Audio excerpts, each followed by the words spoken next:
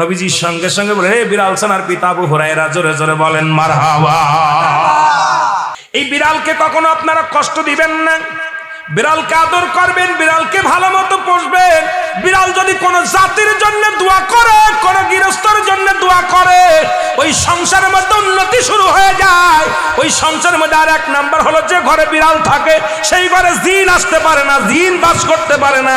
আর একটা ঘোষণা শুনে নেন, নবীজি বলে গেছেন, যে ঘরের মধ্যে বিড়াল ছানা বাস করে ওই ঘরের মধ্যে জিন জাতি প্রবেশ করতে পারে না। তাহলে ছোট ছোট মাসুম বাচ্চাগুলো যে ঘরের মধ্যে থাকে, মুসলমান অনেক সময় জিনের আশ্রয় পড়ে যায়, অনেক সময় জিনে আসর করে, ওই ঘরের মধ্যে জিনে আসর করে।